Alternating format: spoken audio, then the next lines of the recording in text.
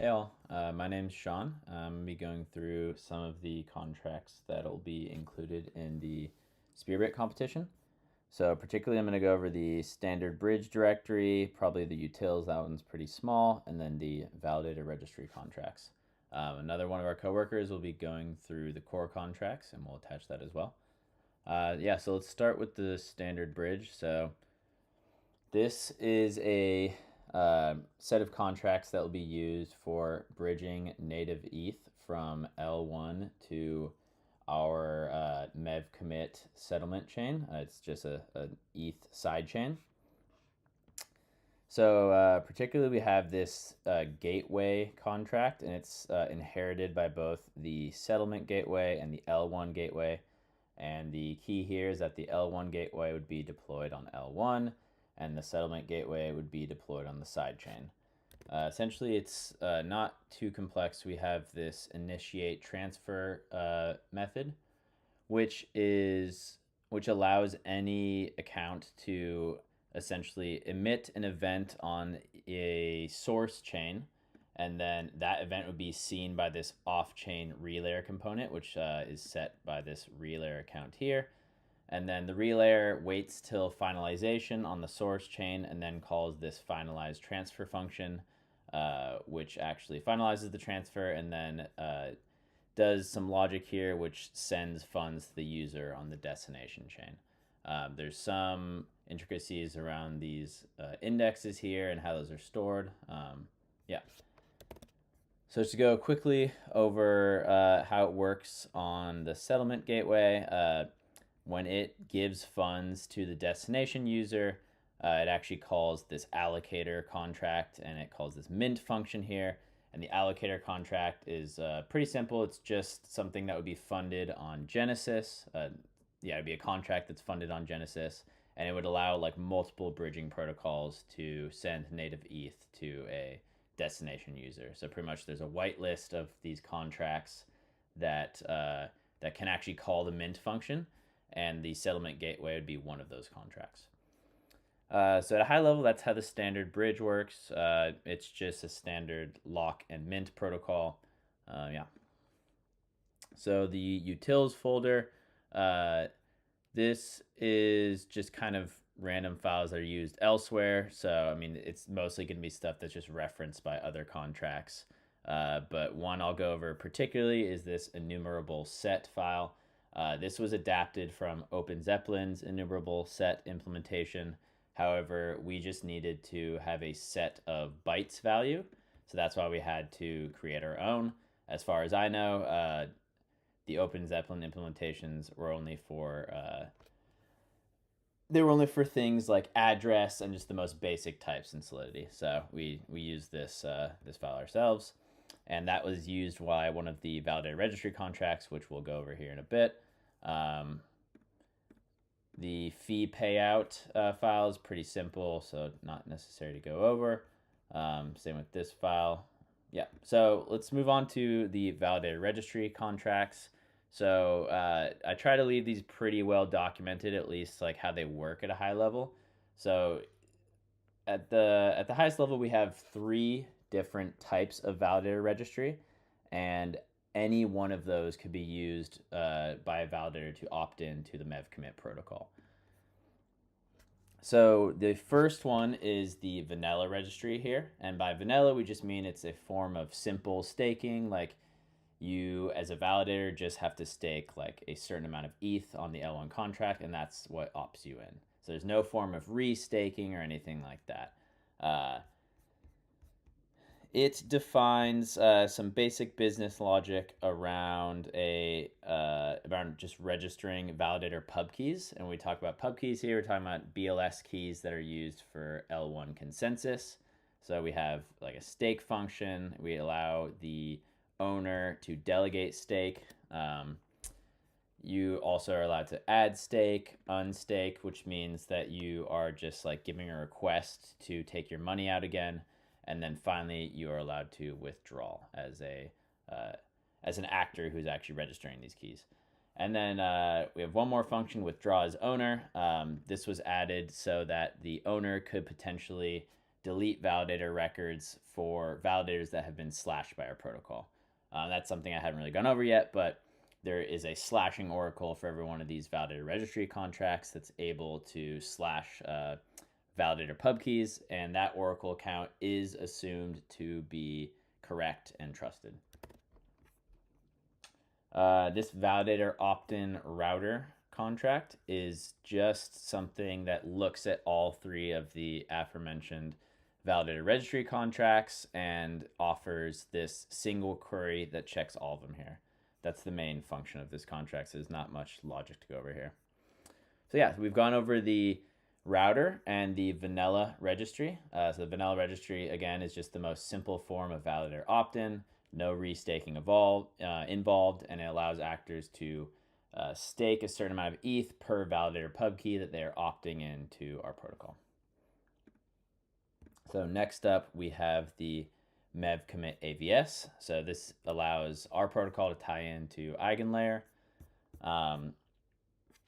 Again, there's a README committed here, which goes through the different forms of registration, the specific functions that actually have to be called for each actor, just pretty much how the whole thing works. So at the highest level, we have these entities called operators, which are a part of the EigenLayer protocol. They're the ones that actually run the arbitrary decentralized service. In our case, there's not really a service that's being ran at all. It's just we are using EigenLayer as a way to enable validators to native restake to opt into our protocol. So in our particular AVS, the operators don't actually have to run any off-chain infrastructure. They are just entities that register with the contract, and then from there, operators are able to register these validator pub keys. And yeah, the validator pub key is really the thing that represents a L1 validator being opted in and being slashable. So when you slash through this contract, it's done through the validator pub key. So there's basic business logic around registering the operator, the same sort of deal that we just talked about with the vanilla registry, where you can request deregistration of an operator and then eventually deregister them. So that's a theme, or that's a pattern that we introduced, which is to deregister from any of these contracts, you have to first send a request, wait an appropriate amount of blocks, and then you can fully actually deregister the particular entity. So this function here is one of the main ones of this contract. It allows a pod owner itself or an operator to register a group of pub keys associated to a pod owner. And there's plenty more logic in there, but that's kind of the highest level thing that enables these validator pub keys to be registered. And then also there's logic for deregistering validators as well. Within this contract, we also introduced the ability for LST restakers as a part of EigenLayer to kind of soft opt into our protocol. So what this allows you to do is, as an LST restaker, you can choose a group of already registered validator pub keys and essentially say, hey, I am committing these LST restaked funds to choose these other validators. And to be fair, EigenLayer doesn't have slashing live yet, so there's nothing that's actually slashable here. It's mainly just allowing LST restakers to signal opt-in to our protocol, and at a later time, this could transfer into something where the LST is actually slashable. And then within this Mev-commit AVS, we also have this idea of freezing. And this was really the mechanism we're using to kind of replace slashing, since EigenLayer doesn't have slashing live yet. So the idea of freezing is that our oracle, which usually would slash in the other contracts, in this contract it will freeze, and again the oracle is considered trusted and correct. So you can call this freeze function, and what that does is it just sets a flag on the particular pub keys that were frozen, and in order for those pub keys to be unfrozen and once again participate in the protocol, be considered opted in, they have to post an unfreeze fee as a part of this function, and that allows them to once again exit that frozen state. So that's kind of the idea there. And then for all these contracts, I don't know if I mentioned this already, but the most important part is this is validator opted in function. This is what other actors within the Mev-commit pipeline will be looking at to gauge whether an upcoming proposer is a opted in validator with Mev-commit. So there's some different logic here that's like, hey, this validator has already been registered with the contract, i.e. the validator has state within the contract, but if any of these checks no longer return true, then the validator is considered not opted in. So the whole idea here is that there's a difference between a validator being registered and opted in. Registered just means there's some state corresponding to the validator that's stored within the contract, and opted in is the idea that all of these checks pass and that this function would return true. Yeah, so that's the idea with the Mev-commit AVS. And then lastly, as far as the validator registry contracts go, we have the Mev-commit middleware contract. So the Mev-commit middleware contract is similar to the Mev-commit AVS, except it ties into a different protocol, that protocol being Symbiotic, a competing restaking protocol. And with Symbiotic, there's no form of native restaking. It's pretty much entirely like ERC20 restaking. So that kind of changes the design here, right? Because the Mev-commit AVS contract was entirely designed around native restaking. So we have these restaked validators that can use their 32 ETH from the beacon chain to opt into our protocol and risk those funds against like commitments to Mev-commit, right? But with the Mev-commit middleware contract, we have this idea of vaults, and here we're having these operator actors that are opting in themselves. We have the vaults that are opting in themselves, and then the operators are the ones that actually are able to register pub keys with the contract. Okay, so if we just go through the basic functions here, again, similar to the other contracts, we have some registration logic, deregistration logic. There is an opportunity for operators to be blacklisted, and this is if they pretty much are doing anything that would be against the protocol at the discretion of the owner. There's more details about that in the README. Also, all of these functions are only callable by the owner. This is a pattern we saw with other symbiotic contracts, so that's something we followed.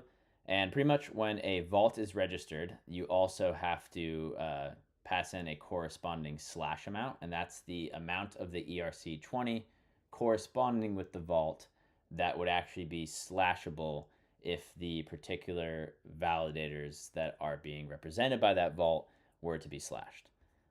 So yeah, here you register a slash amount with each vault, and then if you ever want to update those, let's say prices change, you could do that here.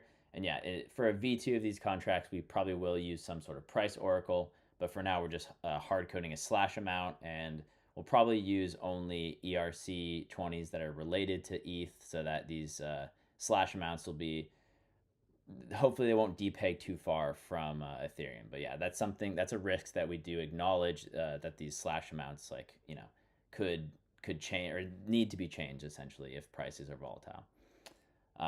Yeah, so we have vault registration going on here.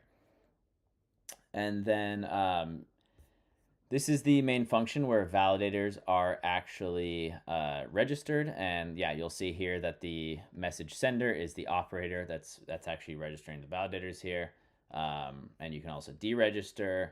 And then there's a lot of logic around slashing that ties into Symbiotic.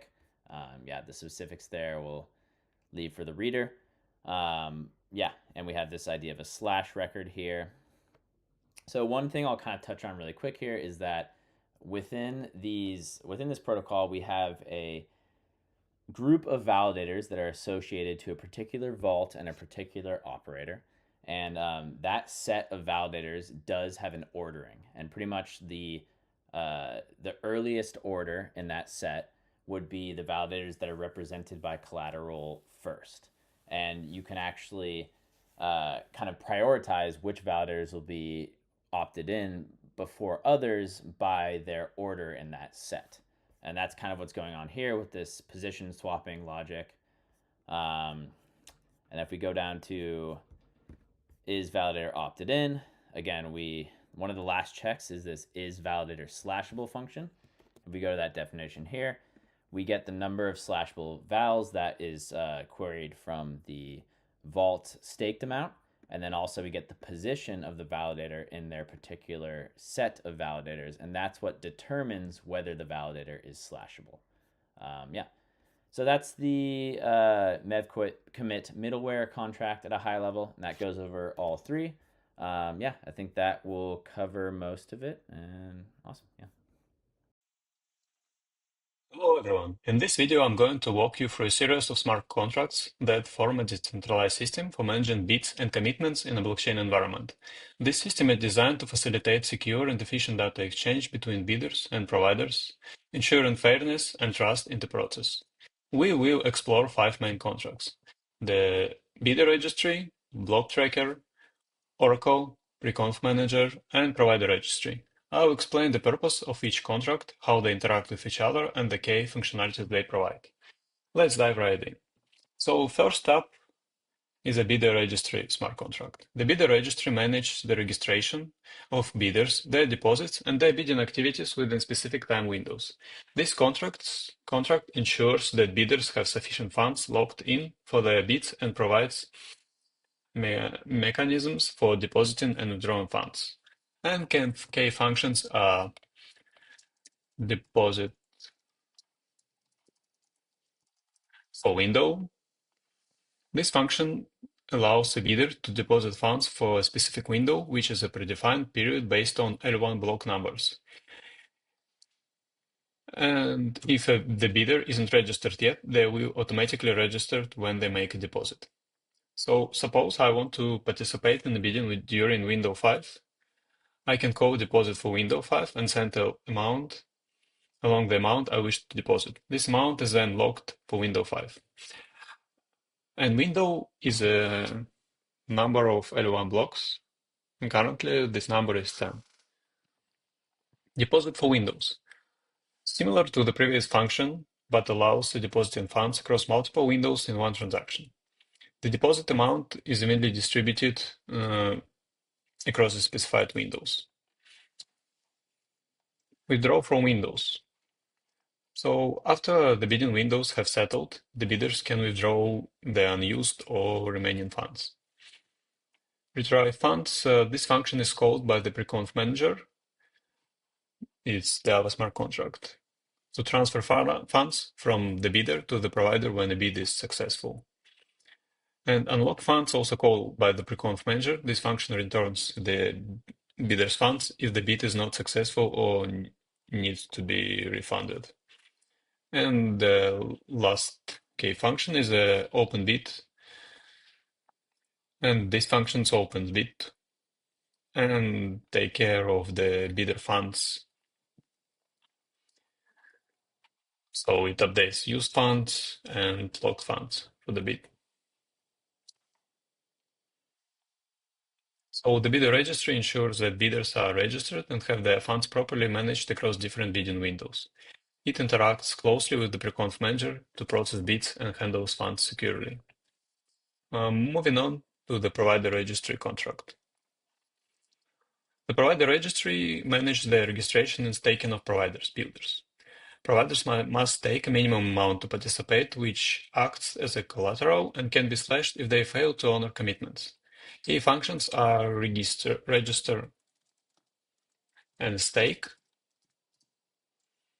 So this one, providers use this function to register and stake their initial funds. So for example, if a provider wants to join the system, they call register and stake, which their BLS public key, and send along the required minimum stake.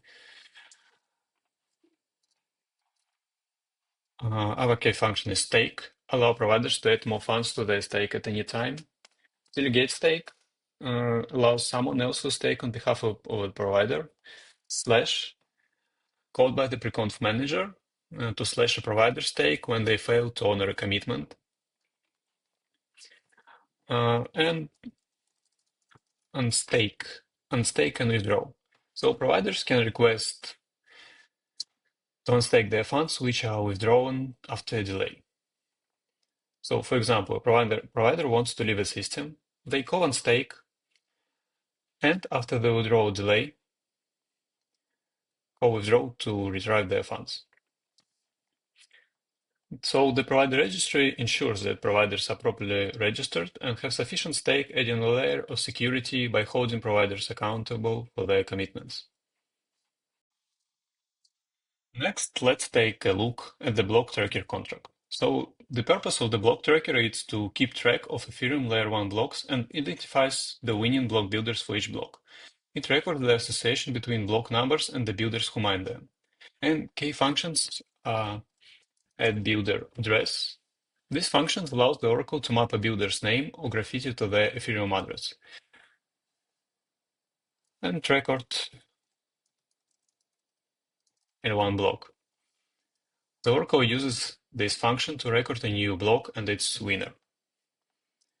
And the block tracker plays a crucial role in identifying which builders are responsible for specific blocks. This information is essential for verifying commitments and processing bits in other contracts. Now let's discuss the Oracle contract. The Oracle acts as a bridge between Layer 1 data and our on-chain contracts. It processes builder commitments for specific block numbers, verifying whether commitments have been honored and determining whether to slash or reward builders accordingly. The key function will be process builder commitment for block number. This function is called by the Oracle to process a builder commitment. So, for example, if the Oracle determines that a builder has failed to honor the commitment for block number, it can call process builder commitment for that specific block number to initiate a slashing process. Oracle interacts with other contracts, so Oracle interacts with the block tracker to verify the winner of a specific block, and also Oracle calls functions in the preconf manager to either slash or reward builder based on the outcome. So the Oracle ensures the integrity of the system by verifying L1 information and enforcing rules on our Mev-commit chain. It plays a pivotal role in maintaining trust and fairness. Finally, let's take a look at the preconf manager contract. The preconf manager manages the preconfirmation, commitments, and bids. It allows providers, builders, and bidders to create and open commitments securely. It ensures that bids are valid, commitments are properly stored and opened, and that the system can slash or reward participants appropriately. There are some key concepts here.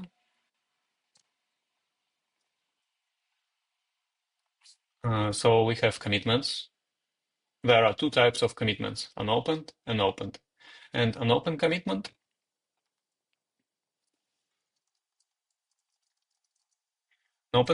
these are commitments that have been dispatched but not yet open. They include a commitment digest and a dispatch timestamp.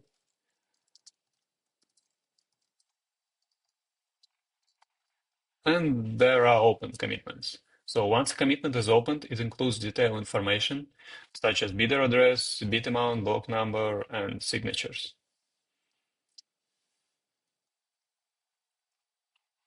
And there are key functions for the preconf manager, like store an open commitment. So this one, providers use this function to store a new unopened commitment. And open commitment. This function opens an unopened commitment, validates it, and stores it as an open commitment. After a bid is placed, the commitment can be opened using open commitment, providing all necessary data and signatures for the verification. And initiate slash and initiate reward. So those one called by the Oracle contract to process slashing and or rewarding based on whenever the commitment was honored.